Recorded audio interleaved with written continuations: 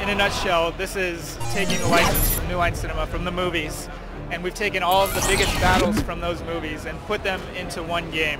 The first half of the single-player campaign, you play on the good side, and that's really where you are going through the story as you saw it in the movies and the books.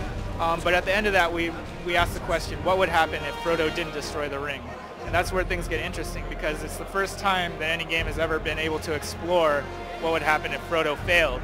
And so the first level, right after the good campaign, when we unlock the evil campaign, you play as a ring wraith, hunting down Frodo and the ring on Mount Doom. And you take him out, get the ring for Sauron, and from there it goes into a whole nother evil campaign where you're going back across Middle-earth, taking it over piece by piece, all the way through to the Shire, where you get to take out hobbits and put hobbits in catapults and things. So Pandemic and the team that brought you Battlefront 1 and 2 is the same team that's putting together Lord of the Rings Conquest. So it's fair to say that we're borrowing a lot of design ideas and design expertise from those previous Battlefront games and bringing them over into the Lord of the Rings world. But then on the same token, whereas Battlefront was more of a ranged shooter type of combat gameplay, this is very much more, swords and shields and magic and up in your face melee combat. So that's what really excited the team about this project, was taking that design idea and then moving it to the next level where you have the range, but you also have the up close and personal combat. You play most of the game as one of the officer classes. So we have warrior class, who is more of a melee type of combat person. We have scout, which is more stealth. Then we have a mage, which is more of a support type unit, but he's also got some great powerful magic attacks. And then we have the archer, who's the ranged attack guy, and also the sniper. So depending on which objective you're doing, you can approach it in very different ways.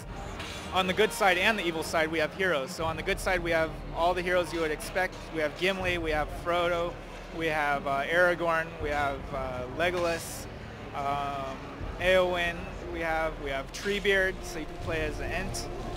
So those are some cool things. But on the evil side, we have Saruman, we have Sauron. You can play as Sauron himself.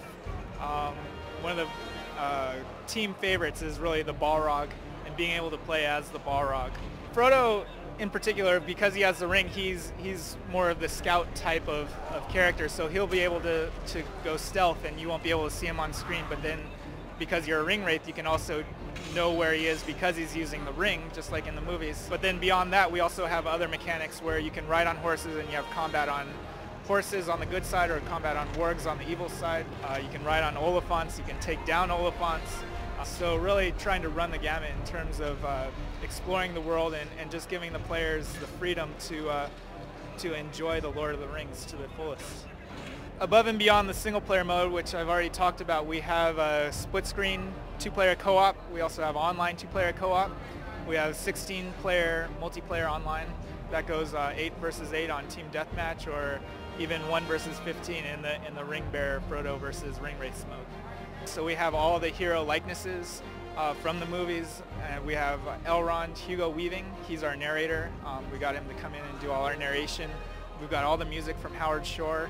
And then in our cinematics, which we're not showing yet, but we will be showing soon, we've got footage from the movies to actually move the story along. So I think all of that just brings an authenticity to the game itself.